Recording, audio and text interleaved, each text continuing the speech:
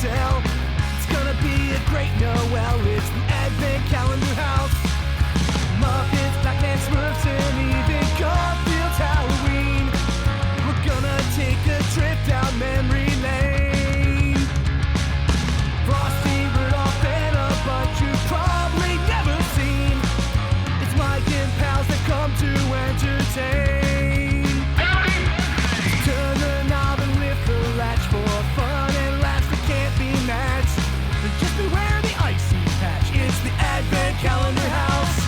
Welcome to the Advent Calendar House, the podcast that brought back your Christmas and carved your roast beast, but apparently that's not enough to get an invitation to your Jingle Day pageant. Fine, that's fine. Well, it's time for a Muppety holiday fix, so let's turn the clock back to 1996 to a show I'm excited to reintroduce. It's the Wubbulous World of Dr. Seuss. So go get your fanciest jingle bells on for Mrs. Zabarelli's holiday baton. And I'm all rhymed out. Get up on a wobble, buzz into a bubble, wobble on the double, and take your face to a wubbulous place. I am big-hearted Moose who may or may not be able to play the guitar using only his antlers, but you'll never know, Mike Westfall. And joining me is an up-and-coming clink tinker who's technically a wuzzle. It's Tony Whitaker. Hey, Tony. Hey, Mike. Gotta apologize if you hear any ambient noise because this is when the locusts have come. Okay. We're recording this. Understood. But they're probably fans of your podcast. So, Maybe, sure, yeah. you're welcome, fellas. Bring in those download numbers. It's biblical plague season down there? Usually that's April. Well, it's Kentucky. So, Oh. And our lead bell jingler who will nod twice for a single jingle and once for a double jingle, which is all useless anyway because this is an audio medium. Please welcome Shane Keating. Hi, Shane. Hello, Mike, and let me just say, thank you for inviting me here for Jingle Day. Beautiful. Thank you both so much for being here. This was actually my first time watching this, and I'm as surprised as you are about that fact, but first, let me hear your histories with this show as a whole and this episode in particular. And let us start with Shane. Because I'm the newbie. This is my Advent Calendar House debut. welcome. Probably not your last, though. This is fun. This is I gonna be hope fun. not. Well, that's up to Mike. Or if the audience, if you get a lot of comments saying, that Shane guy really sucked, don't bring him back. I won't listen to them. So I definitely remember watching this show as a kid on Nickelodeon. I don't remember this episode particularly at all. And so I think the first time I ever watched this, at some point the Henson Company started uploading like clips from their stuff on YouTube. And so I saw clips of this in like the late 2000s. But it wasn't until I think around 2012 when I had a friend's Netflix account and they put season 1 of the show on there, and like I hadn't really seen any of it in the longest time. So that's probably the first time that I saw this one. Netflix, huh? Yes. I've heard good things about them recently. Yes. Throwing Sesame Street a bone. So, Tony, what's your history with the Wubbulous World of Dr. Seuss? I never grew up with cable because I'm pretty much a PBS brat. But I have these little memories of when we were in school, and it was before we all got on the bus, and the teachers, school was already out, and we were like going on some later buses. We go to one of the teachers' rooms and just wait. I just have this vague memory of, well, they've already done their work, so they just turn on the TV and let the kids watch whatever. I think it was Nickelodeon on one time. I think I may have just seen one commercial of Wubbulous World, and the rest of it I just knew from various Henson.com news clippings and stuff. Mm-hmm. I didn't get into the series itself until I was a teenager because that's how cool I am. And I've just seen all the ones they've released on DVD, and this is one of them. Okay. This was on when I was a teenager, and I remember being interested in it, but I never got around to watching it because it started out airing on Sunday nights at 8 o'clock, and if I'm watching anything at that time in the 90s, it's The Simpsons. Yes. This ran against The Simpsons. different audiences. There's a tiny bit of overlap, and it's me, but I chose The Simpsons. This episode, Mrs. Zabarelli's Holiday Baton, first aired December 15th, 1996, and I was watching the new Simpsons episode, Lisa's Date with Density, where she first develops a crush on Nelson. The noozle at the end of the hoose. That's right.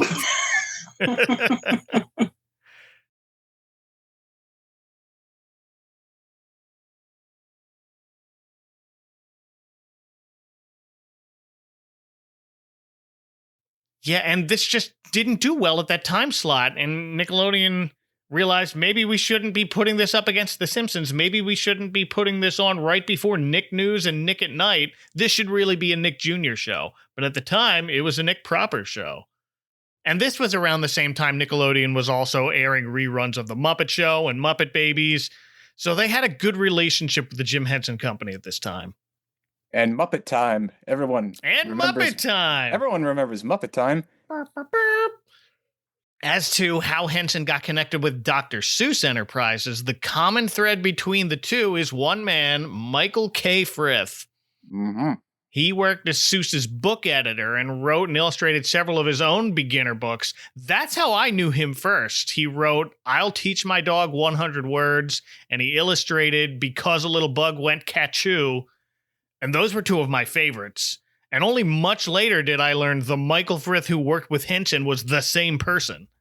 He joined Henson in the mid-1970s, starting with designing characters for the Land of Gorch segment on Saturday Night Live, and eventually served as the Henson Company's executive vice president and creative director. He was responsible for many, if not all, of those Miss Piggy calendars.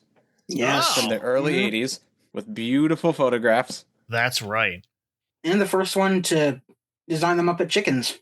Oh, really? Those are his? Yep. It's actually a few years before Gorch. That tracks. And he redesigned, thank goodness, Mr. Snuffleupagus. Oh. Yeah, that horror show that was from... Yeah, you know, now that I think about it, Snuffy, as we know him, definitely has those kind of character traits as a Frith illustration. Wow. Sorry to bring up season 3 Snuffy. You know what? It had to happen. It had to happen? I don't We should also mention that Michael Frith is married to Morton the Elephant Bird, a.k.a. Kathy Mullen. Yeah, they're married. Oh, he's also responsible for some show called Fraggle Rock or something. I don't know. Never heard of it. No, I think it's on Apple. Oh, that'll do it. Oh, wait, I'm thinking of Severance. Never mind. I think they eat radishes in the break room. Oh, that's it. That's it. That must be it. We cracked it. I've never seen Severance, so I'll just nod my head. Yes, okay. Neither have I. It's all yes and. It's all yes and. So let's jump into this episode, Mrs. Zabarelli's Holiday Baton. If you want to watch it yourself, it is on YouTube officially as part of the Jim Henson's Family Hub channel. Or if it's easier for you, it's also on Peacock and Tubi as of this recording. It is Season 1, Episode 8. And Prime. Oh, it's on Prime too? There you go. All right. Yeah, the whole series is out there. Okay. So lots of ways for you to watch this. Season 1's okay. Second season, Yeah, the second season is when they kind of realized this is more of a Nick Jr. show. So they... Barneyify it. Yeah, they leaned into that target audience more. But this one, they were trying to attract kind of every age. I think the first commercial on Nickelodeon, I remember watching it, was Melissa Joan Hart saying, "Here's what's new on Sundays." Ooh. Can I say something about this YouTube upload? Yeah. So it has those, sometimes YouTube will auto create these chapters on the video. And this one has 3. The intro, which goes until about a minute.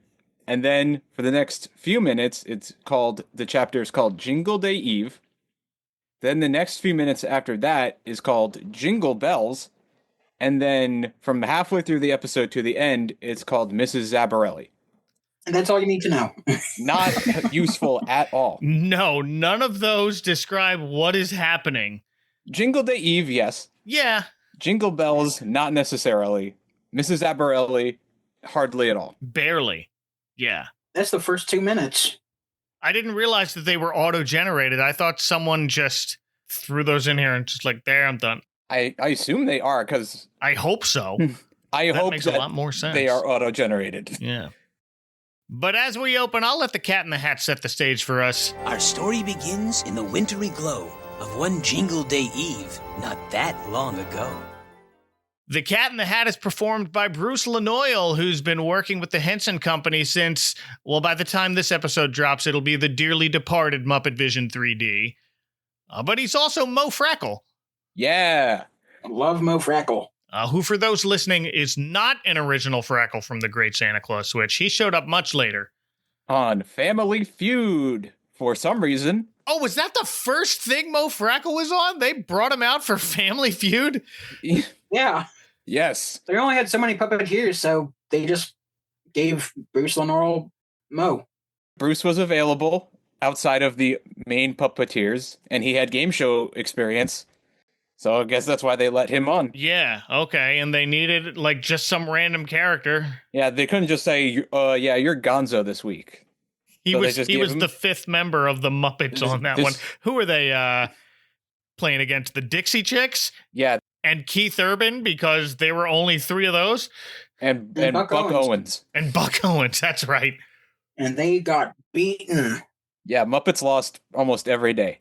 Yeah, well, they were going for the comedy option. Well, not good. It's not good for the charity It's they not were good trying for to the raise feud. money for. Oh, dear, they did. Unfortunately, we could not save the children. Nope.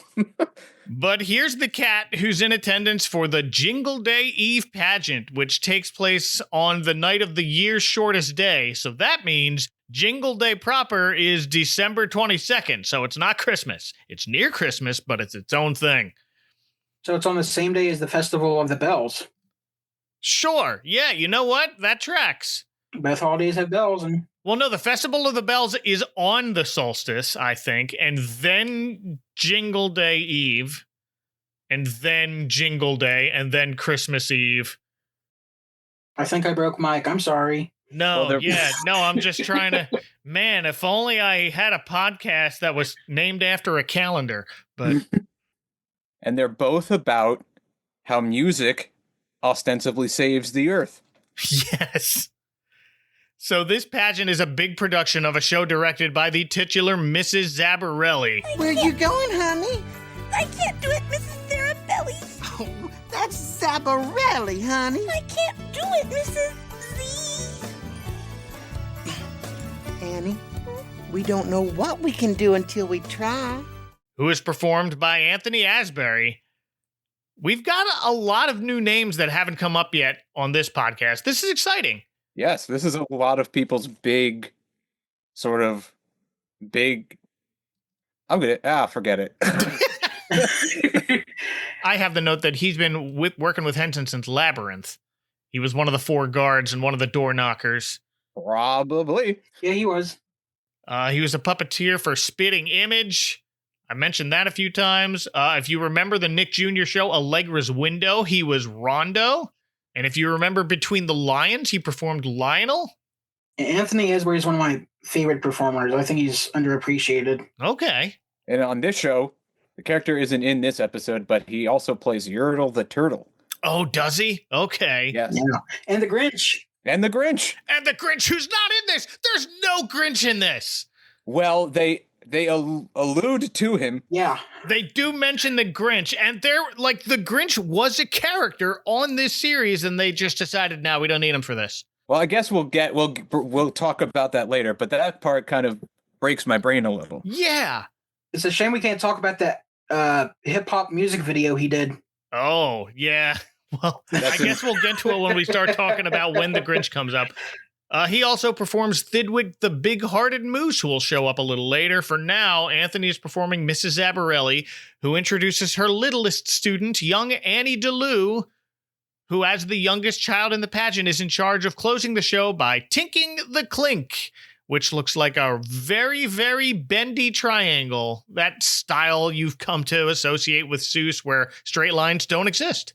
I think it's a treble clef with a long stick on the top. You know, it might be. It looked to me, it was just like if someone gave me a paperclip and walked away, I'm very fidgety, and it would look like that.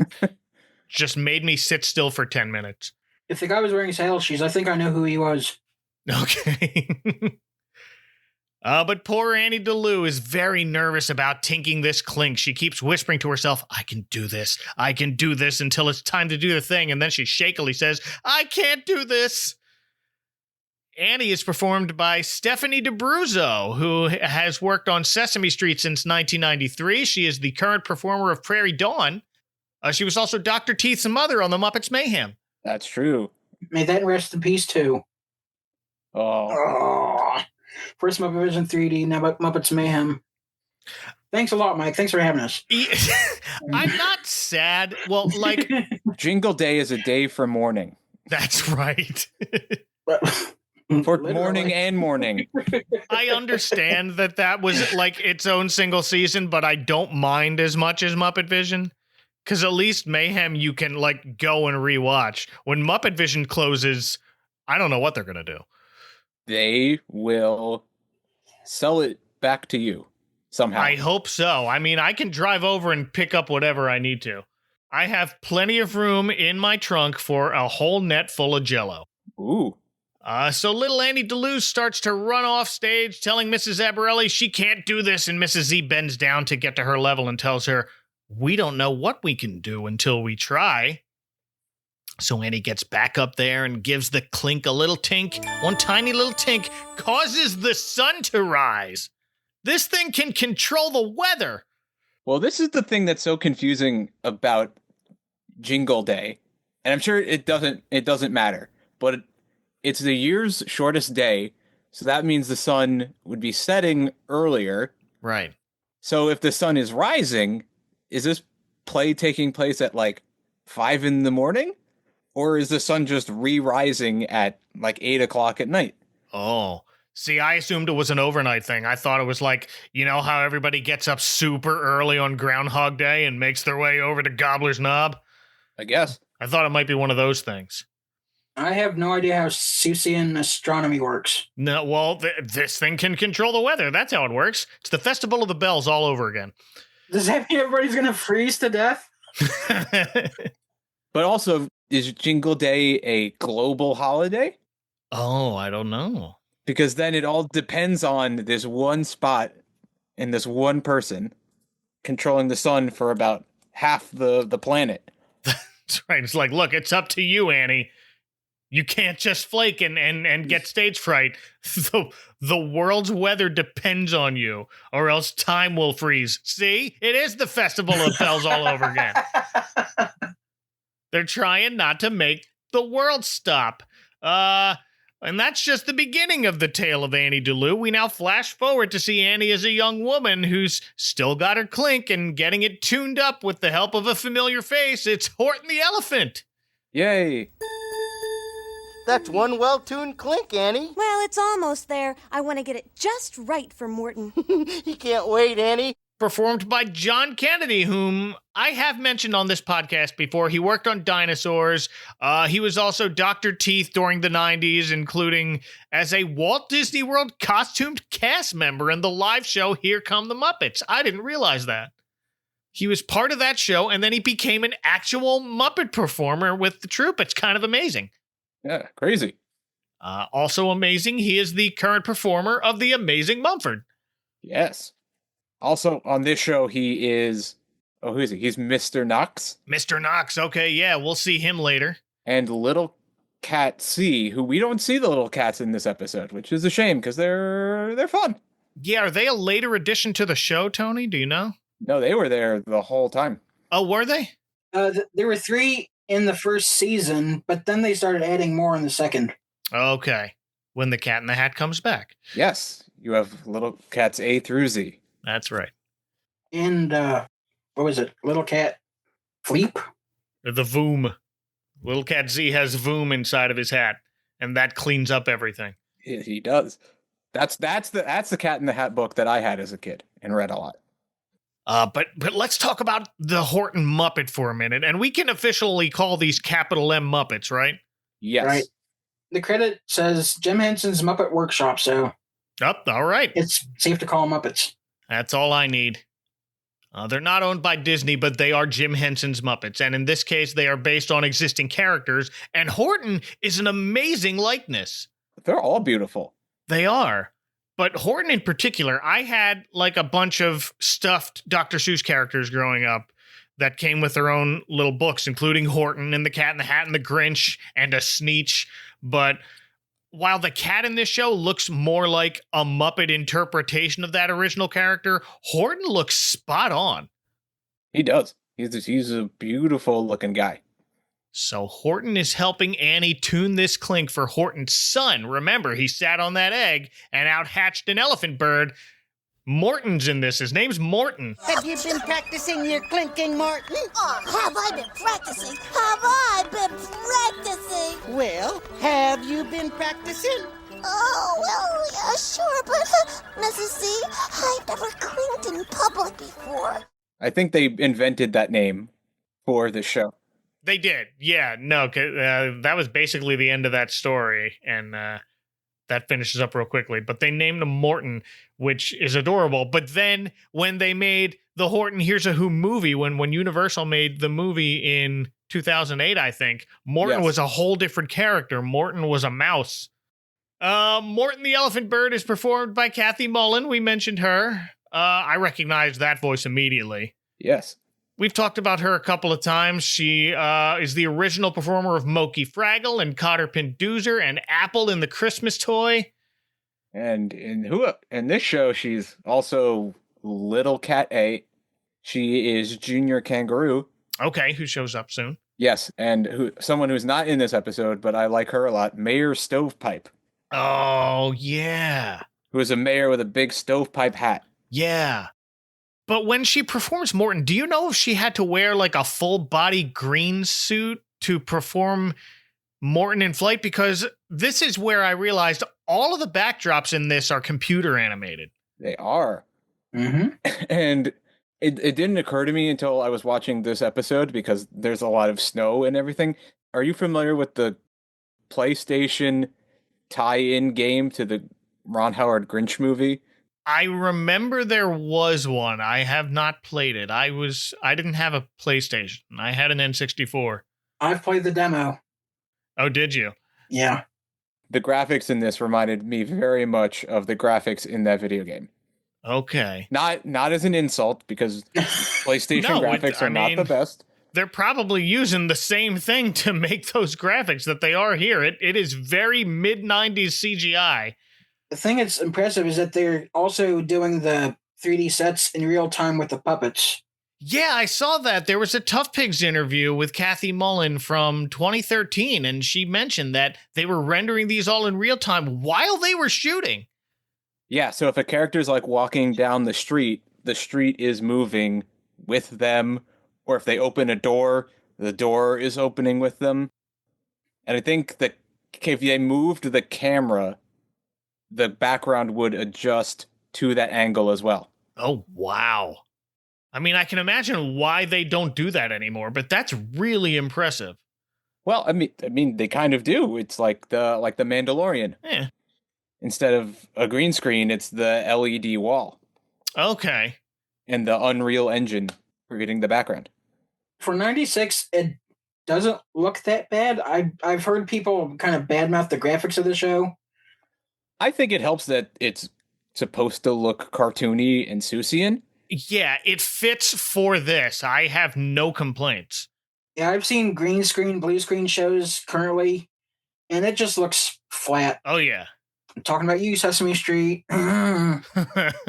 Well, there's digital sets they sometimes use. They're not. They've gotten worse somehow. Yeah. Budget's going somewhere else. That, I imagine, is how we see Morton flying around effortlessly as Mrs. Z rides into town on her Wubble, which appears to be a unicycle with handlebars. That makes sense. That sounds like it would be so much easier than a regular unicycle. I know, right? I've never ridden a unicycle, but I've always wanted to. I feel like the handlebars would be helpful. Yeah, I would feel safer. Yeah, but you let go and then you run over it. You could hurt yourself. The Wubble looks very unstable, though. She's like moving so much on it that it doesn't look like you'd actually have fun riding it. Yeah, I mean, she's getting her exercise. That's what the helmet's for.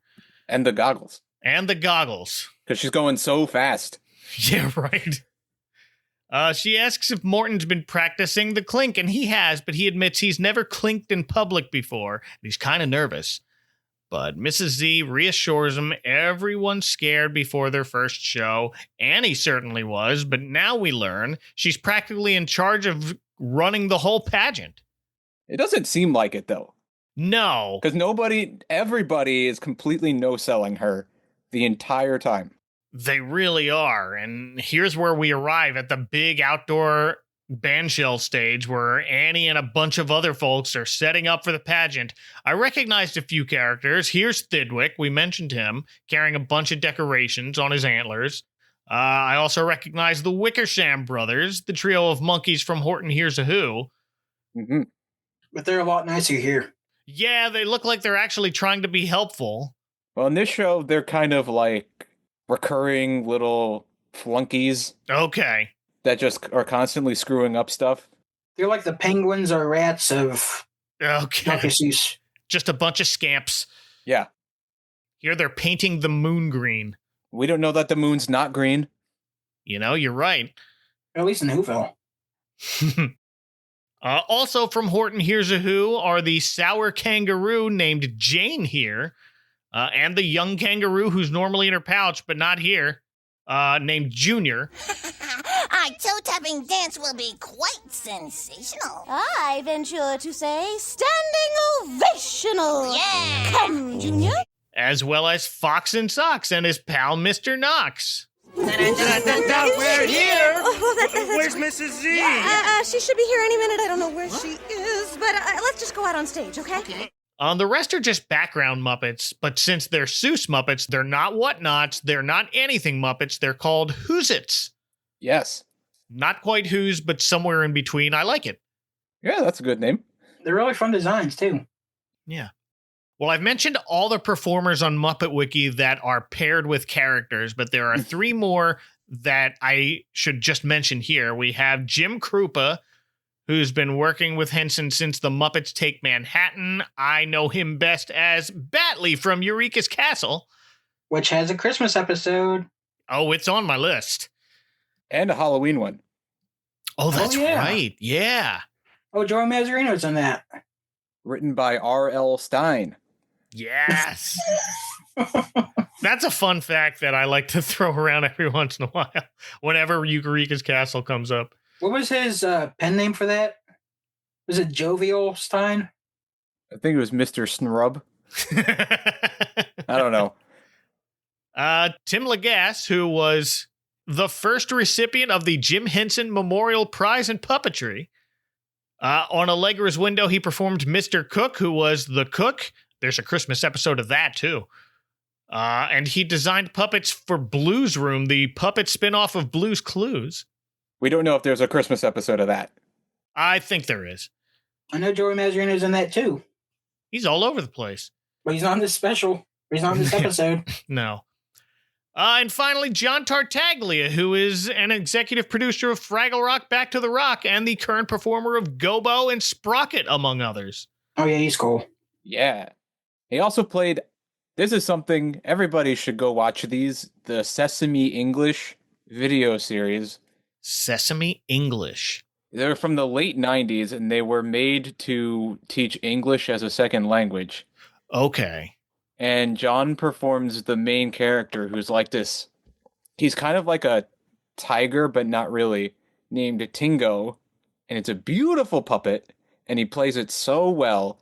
And I've just never heard him talk about it. But I think it's a great puppet, great character. And people should go watch him. I need to check this out now. There's not a Christmas episode of that. Yeah, well. But there is a holiday episode of Back to the Rock. Oh, yeah. That's in the bank. And maybe another one from what I've heard. Okay. Nice. So Annie and the rest begin practicing and getting ready, and it turns into the first song of the episode only Mrs. Zabarelli knows. How many puffs? How many blows? How will I hit the highs and lows? Only Mrs. Zabarelli knows. When do we stand on our heels? When do we stand up on our toes? I like whatever Annie is playing. It looks and sounds like a piano, but the keys are in a circle around this tower with horns sticking out of it. So it's some kind of organ that spins around like a lazy Susan as she plays. It reminds me of a cake. It looks like a cake. It does look like a cake. But with horns and keys on it. Right, it looks like a cake from, like, Is It Cake? It looks like a cake that somebody threw the party favors into. Yeah. But Annie's trying to get everyone organized before Mrs. Z gets there, and no one is listening to her. Everyone kind of just goes off and does their own thing, because I guess she's not Mrs. Z, so we don't need to listen to her. Which can be difficult when you get put in charge of something new. Yeah, I'm wondering if just like if Mrs. on another Jingle Day pageant, that I want to know what the dynamic is like. Like, does Annie say something to Mrs. Z and then Mrs. Z tells everybody else? Or I don't know who has the authority. Yeah, this seems like it might be the first time that she's letting Annie kind of run things, and she'll get there later, and we'll see how that goes. And like, she's trying to, she'll announce it later. First, Annie announces, if anyone has a new act for the pageant, now's a good time to try it out. And Fox and Knox eagerly take the stage to rehearse their new Jingle Bells number. I love these two. Fox tells Knox, Okay, you jingle when I signal. Right. Right. Okay, here we go. Wait a minute. What's the problem? What's the signal for the jingle? If I nod twice, that's the single jingle signal. And if I nod once, that's the double signal. Got it? It's simple. Let's give it a try. Just wait a minute. Yeah. Why didn't you jingle when I signal? I was waiting to see if you're gonna nod again.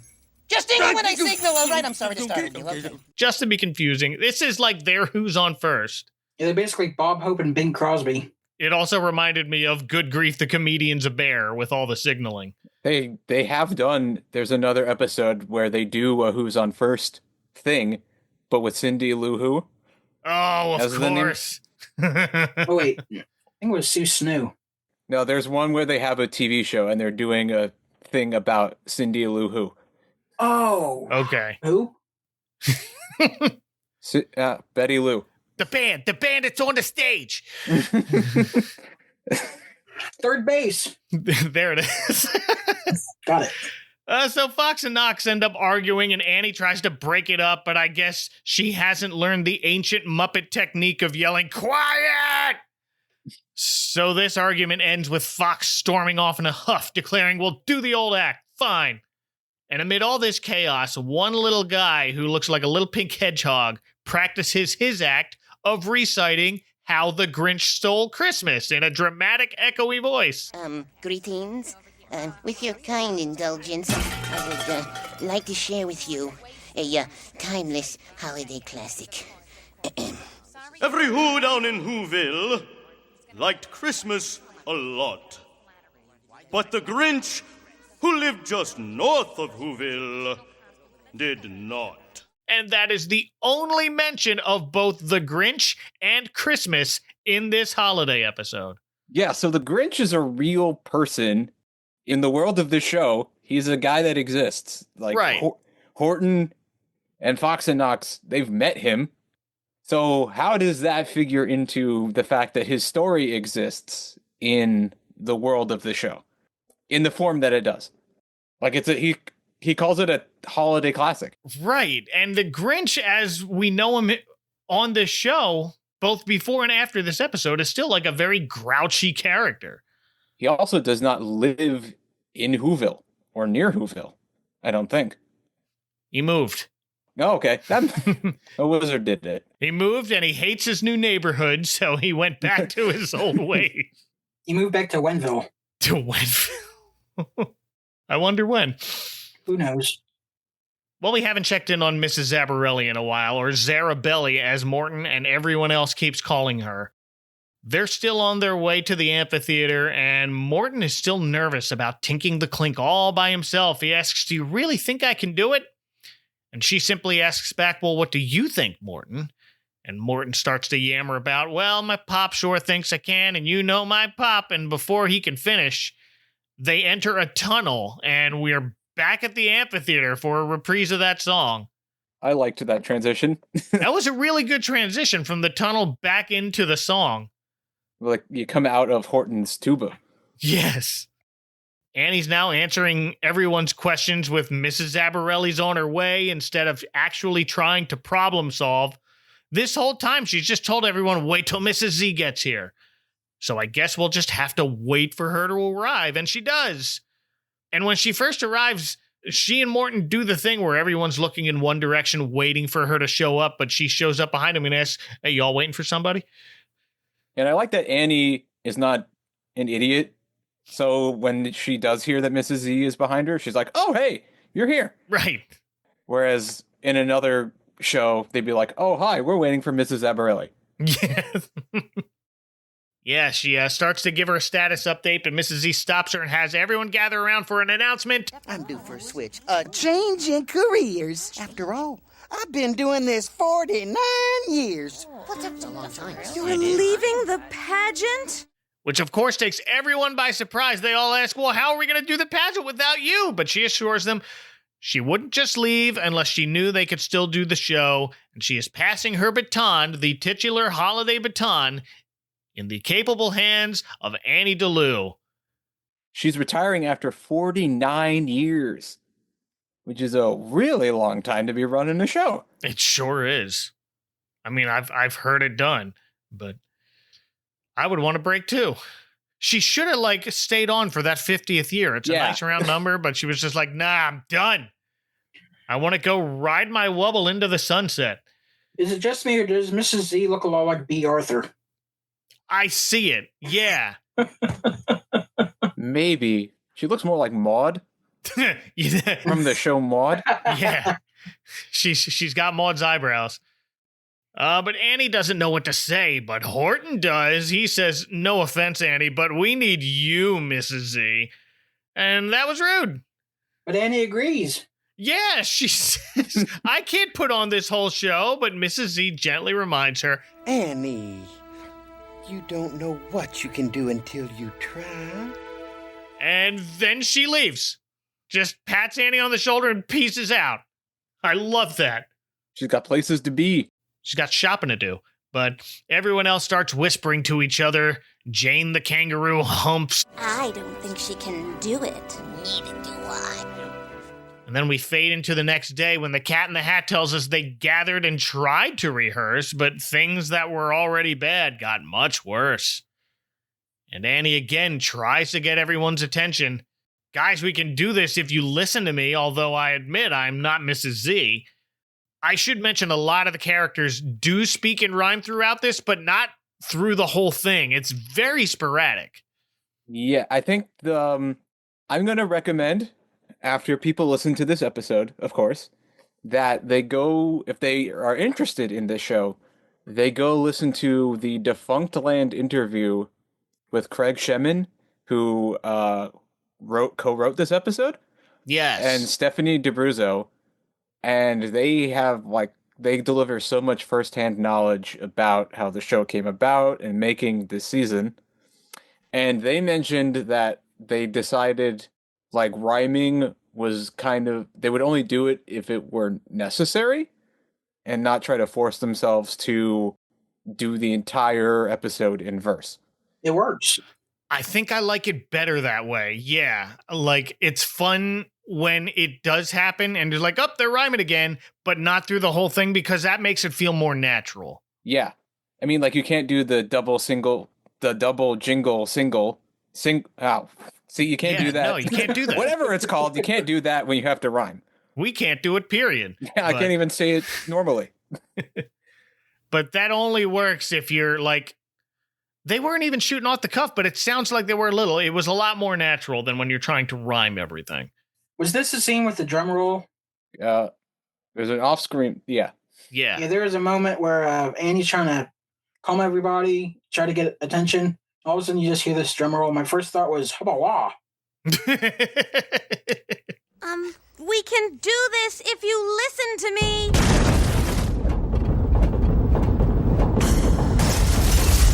Though I admit I'm not Mrs. Z. Yeah, everything's Fox, Knox, Horton, and Thidwick are trying to play in tune together. They're not even trying. They end up toppling over each other. I think that's what knocks the drum over. Jane and Junior Kangaroo just tell Annie, I told you you couldn't do it, and they both humph and walk off. Horton tries to tell everyone that was okay, it wasn't too bad, but everyone just kind of walks away and leaves. No one has confidence in Annie's leadership, including Annie herself, who says, well, I guess that's it. No Jingle Day pageant this year. I don't think she's even tried. That was the core of what Mrs. Z kept telling her. You don't know what you can do until you try, but she hasn't really tried. Maybe half-heartedly, but not very much. Easier said than done. She doesn't have the confidence yet. No. Also, everybody else is just not trying for her. That's true, too. They should be a little more understanding. If there's a moment where she tries to conduct them and they play the music too fast when she wants them slow then too fast. Yeah, they're not watching and they're not listening. And so, of course, this is falling apart. Well, Morton is now devastated, and he flies over to his pop and reminds him, if they don't do the show, will there still be a Jingle Day? And I'm thinking, no, there won't, right? Isn't the pageant what makes the sunrise? Isn't it a magical weather ritual? Does it have to be in a pageant, though? Oh, I don't know. Can on Jingle Day Eve, can somebody just tink a clink, apropos of nothing, and then boom, there goes the sun? Worth trying. That's just how the cat presented it, and even Horton has to ask his son, can I get back to you on that one? The cat is the omnipotent one, so I guess we have to take his word. I guess so, and now it appears the fate of the very passage of time is at stake as we go to commercial. The Wubbulous World of Dr. Seuss will return after these messages. Now, just where's that old Grinch putting Christmas this year? Inch by inch. Why, that Grinch, he's just hiding it here. It's the best Hallmark holiday open house ever. When you see it, you'll say, say. Now, isn't that clever? Oh, the ribbons, the wrappings, the trimmings galore. Want to sneak a peek? You know what to look for.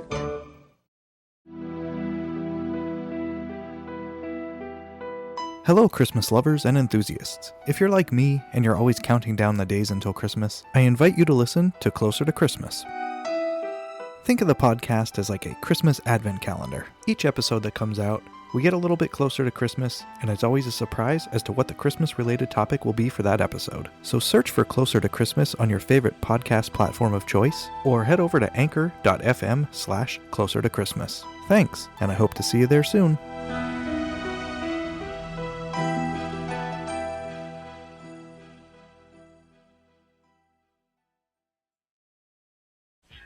And now back to the Wubbulous World of Dr. Seuss.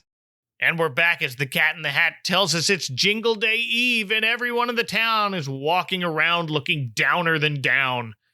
And Annie runs into Mrs. Zabarelli in town. I guess she didn't fly off for a beach vacation like I assumed, but she cheerfully asks Annie, hey, how you doing? And Annie tells her she's having a lot of trouble, but before she can finish, Mrs. Z says, you know what you need? A ride on my wubble. From the sound of it, it sounded like she was going to say, you know what you need? The sweet taste of Mountain Dew. That's what the helmet's for. Can't slam a dew without a helmet. And there's a neat little puppetry thing here where when Annie goes to pick up the wubble, there's a big light pole that they put in the foreground to conceal them attaching the handlebars to her hands. Oh, I didn't notice that. It's like, it's not completely out of frame, but it's just enough to block them doing the work. And just in the back where it's just unnoticeable if you're not really paying attention. Oh, I love that. I gotta go look at that now. But Annie tells her she doesn't know how to ride a wubble, and Mrs. Z starts to say, you don't, but Annie finishes her sentence for her. Annie, you don't. I know. I don't know what I can do until I try. Mm-hmm. So she straps on a helmet and starts riding, and Mrs. Z tells her stuff like, keep moving forward, just climb back on if ever you fall. forward, not upwards. Yeah. Forwards, not backwards. What was it? Forwards, not backwards. Upwards, not forwards. Something like that. And Annie finally asks her, can we please talk about the show? And Mrs. E replies, what do you think I was talking about? She wasn't talking about wobbling. She was talking about leading the pageant. Whoa, it's like a metaphor. Whoa. In a Dr. Seuss book? This is heavy. Whoa. But I guess her advice sparked a bit more confidence in Annie because we see her back at the amphitheater boldly announcing, we're going to pull this pageant together and always move forward, never look back. Are you with me? And only Horton and Morton are still there, and they're both still enthusiastically with her. Horton says there's no need to panic until Annie checks her watch and realizes they only have 6 hours until the pageant's supposed to start. So they all panic. We'll pull it together. No reason to panic. The pageant begins in 6 hours. And then they all start practicing. Horton stumbles a bit. He accidentally whacks Annie with his trunk. Love a Muppet with an out-of-control trunk. Or Snuffle. Yeah. Some more great puppetry with the Horton puppet. Yeah, his trunk seems a little more flaily than Snuffy Snuffle is. I'd like to know how the heck John Kennedy was able to perform him with that long nose. Because it doesn't seem like it's supported by a rod or anything. I guess it depends on the shot. Okay. Because when he has to lift it, there's a rod in the middle. I was going to say Snuffle. It's a trunk. He's an elephant. Yes. But, the arm rods kind of get keyed out by the green screen, so you don't really notice it a lot of the time. I thought maybe it was just kind of halfway through the trunk, like a whip. Or maybe it's just real. He's a real elephant. That's it. We can't rule out that possibility. We corrected. Now I'm just imagining him waving his head around, whacking puppeteers on the head. I mean, I would. Like a real elephant would.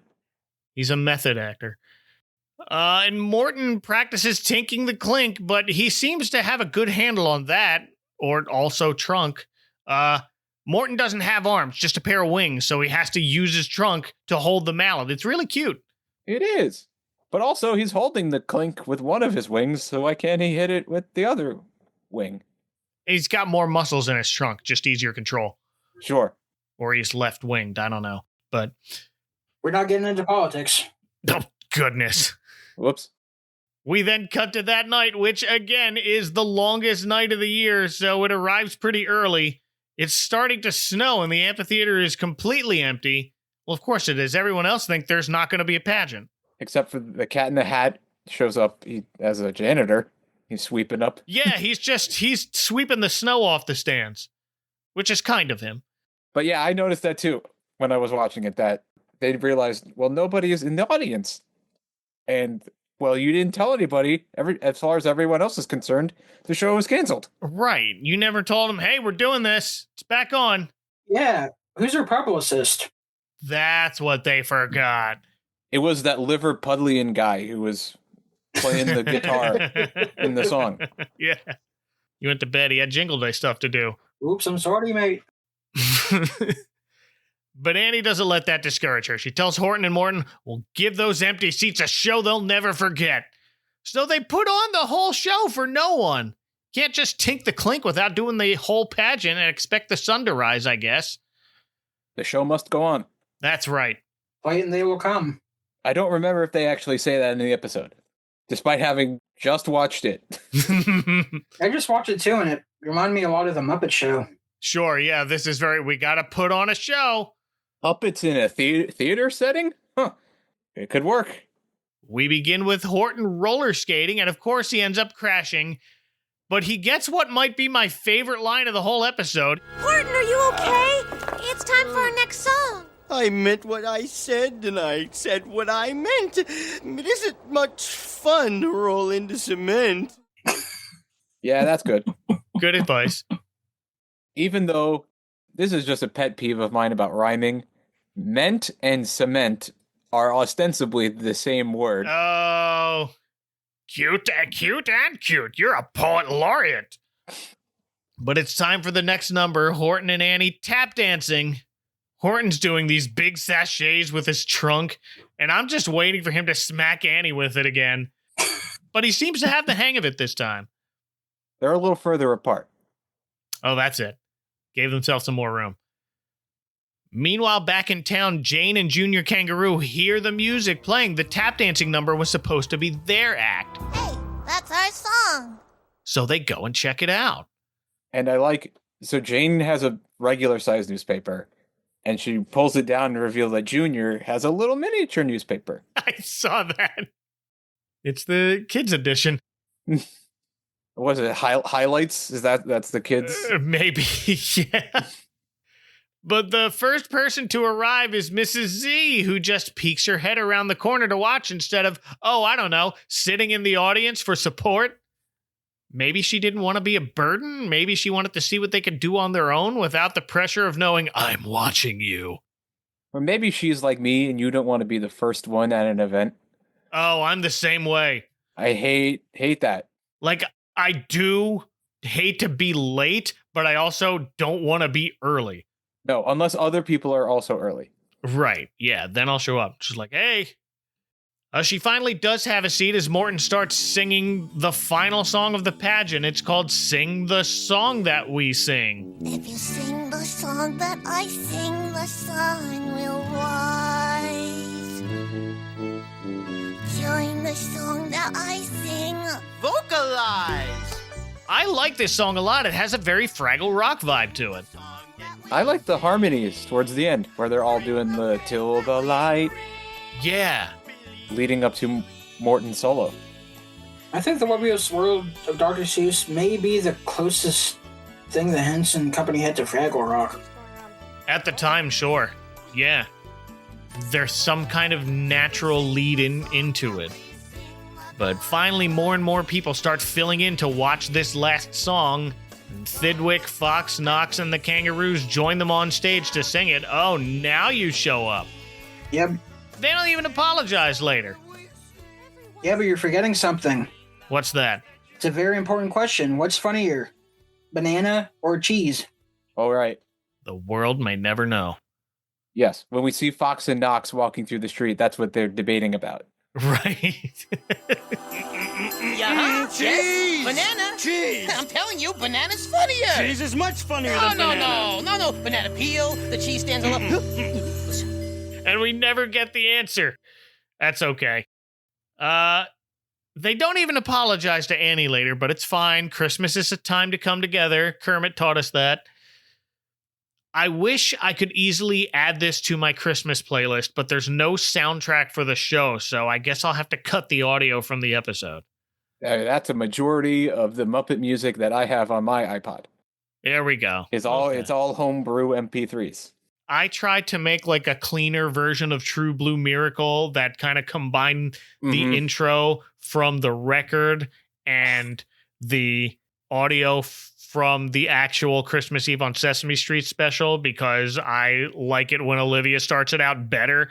Mm-hmm. But like when I listen to it, I still can hear where the cuts are because part of it was like a YouTube thing and the other one was a rip from a very well-preserved record, so I tried my best. There was a release from 96 where they also released. Is that the one with Hoots the Owl? Yeah. Yeah, but it's not the same. No, but you could edit Olivia back in. I guess you could, yeah. But they get to the last note and we slowly see the sun start peeking over the horizon. Oh, wait, was it just gonna do this anyway the whole time? Yeah, it didn't look like when it was Annie's turn that the sun was rising at all. No. It was total darkness until she tinked the clink. Right. You had me here thinking there was a magical clink that controlled the sun. I'm not sure if they tricked me or if this song is part of it. But Annie whispers, "Now, Morton," and now Morton's got the jitters. "I can't, Annie." But Annie takes one look out in the audience, locks eyes with Mrs. Zabarelli, and repeats her words of wisdom to Morton. Morton, you don't know what you can do until you try. And that's all Morton needs to hear to give the clink a good little tink, just in time for the sun to shine. through the amphitheater's little decorative archway that has a circular cutout to it. Hold on. I have the episode on right now, and Morton is using his other wing to play it. Oh, he's a switch tinker. But yes, the sun rises. Yeah, like perfectly through this circular cutout in the amphitheater. I think I get it now. This is their Stonehenge. Whoa. It's Seuss Henge. And it's a brilliant sunshine that continues to take up like half the screen and washes everybody else out. Well, as everyone on stage and in the seats sing together now, followed by a standing ovation. Standing ovational, as Jane Kangaroo said. That was my favorite line. That's a great line. Standing ovational. Well done. As Mrs. Z gets up from her seat and gives Annie a congratulatory hug. And that's basically it. We rejoin the Cat in the Hat as he continues humming that song that they sing. But I guess he only hums. Yum da dun da dun dun. Well, that's how it happened not that long ago when Annie directed her first jingle show. Well, it was so long ago, he barely remembers it. Oh, that's it. He forgot the words. Yeah. That cat is ancient. Yeah, right? What a time lord. He has 9 lives. He's like the cat in the art museum. But he takes us out saying, well, that's how it happened not that long ago. Oh, I guess he's not that old. Well, it is that long ago because we pan over to see not young Annie DeLu, but old Annie DeLu. Yes. What's the lifespan of a Who's It? Well, it depends on when, I guess, what is the present day of this episode? No one knows. Probably the characters and Puppet Up. That's where a lot of Who's It's went. Oh, is that where they all are? Well, but is old Annie DeLu the present day, or is he young teenage Annie DeLu the present day, and this is the future? Oh, it's the cat of Christmas yet to come. Oh, no. Watching Annie pass the holiday baton to another young Who's It named Ariana, who immediately tells her, oh, no, I can't do that. And now it's Annie's turn to be the wise old sage here and simply tells her, Ariana, you don't know what you can do until you try. And now it's Annie's turn to just leave. Just, well, later. Now, in this moment, Ariana is pretty much hearing the story for the first time, it seems like. Yeah. And you would think if Annie trusts Ariana to take over the show, she would have told her this story like ages ago. Right. Like ease her way into it so she doesn't have the same stress as you. It's just like, nope, Mrs. Z did it this way. That's how we're going to keep doing it. Yep. It also occurred to me that because Annie was like, when she was a kid, she then became the director of the play. And it occurred to me, like, shouldn't Morton have become, like, the new director at some point? Yeah, why didn't Morton get a chance to direct it? That feels like the lineage that they were setting up. You would think Morton had plans of his own. They probably didn't want to imply that Morton got older. That's true. They did not want to build an older than another puppet. It's probably the answer. Yeah, it's like, look, we're not going to build giant wings for old Morton. Maybe he molts. What a mess. This isn't snow. Little Ariana calls after Annie, but instead she runs into the cat, so she asks him, Perhaps you could help me. Sure. I have to direct a really big show. Do you know any tap dancing elephants? Let's see, tap dancing elephant, you say? As a matter of fact, I do. Ooh. Oh, that's what Morton's doing. Oh. He went into the tap dance business. Family business. Yeah.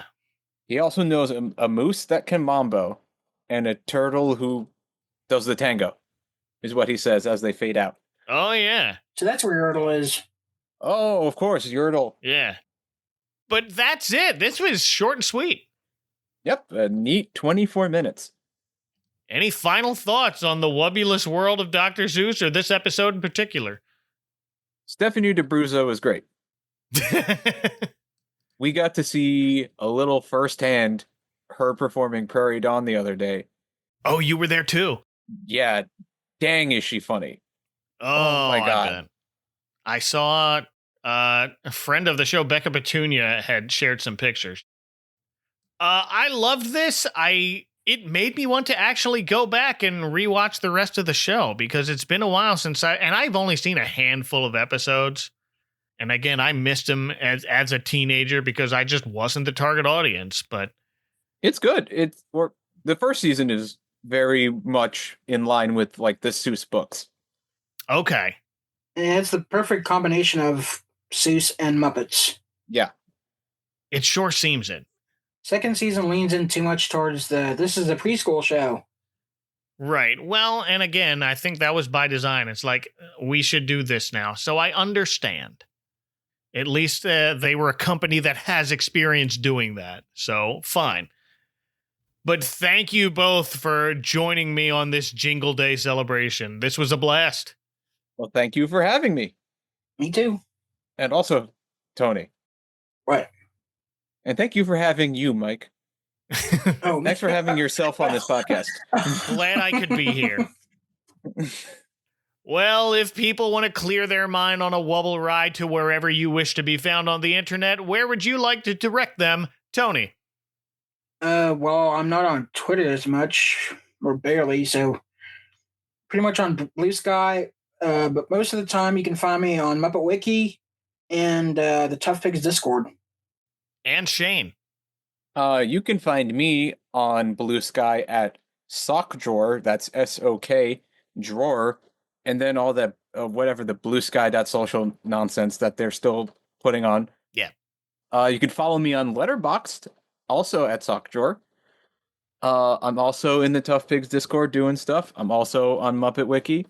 I'm also on toughpigs.com, so you can read some of the stuff that I've written, or I'm going to heavily plug the new thing that I just put up this week, tribute to Roscoe Orman, which is a fun little video. Oh, that was so great. Of as many times I could find of him going, "Oh, hi." Oh, hi.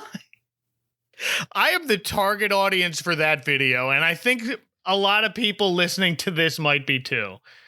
I'm glad. Those words are burned in my head now. No. Well, they always have been. Like Gordon had the best version of that.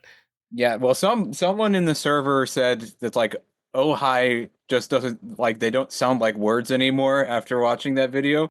And I think that's true. It's like that thing where you hear a word so many times that it doesn't seem like it's a real word anymore. That's what it's like. It gave me Big Bird in Japan vibes. Oh, whenever you hear everybody saying Ohio. Because Ohio means hi. I thought there was nobody left in Cleveland. Also, I will plug the Tough Pigs 70 Years, 70 Muppets podcast, which I have done a number of episodes of, and mine are the stupidest ones. So I encourage you to check those out. And also, Mike Westfall himself was on one of those episodes about the Ghost of Christmas Present. That's right. Oh, that was fun. So listen to that one. Yeah, please check out all of those things. You can find those links in the show notes, or you can just head over to adventcalendar.house and you can take it from there. I also hang out in the Tough Pigs Discord. It is super fun. And I'm also on Blue Sky at adventcalendar.house and makewistful.com. It sounds like my name, but it's not my name. Tune in next time when we take to the sky and fly back to Christmas in July. Until then, for Shane and Tony from the town band shell that doubles as a sundial, this is Mike Westfall saying you never know whether you can beware of the icy patch until you try. Have a wubbulous night, y'all.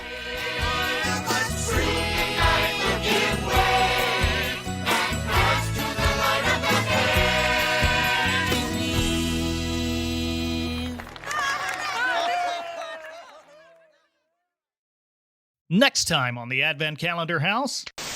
It'll be Christmas before we know it. Say hello to Santa's favorite little helper, Santa Bear, on an all-new holiday special, Santa Bear's High-Flying Adventures.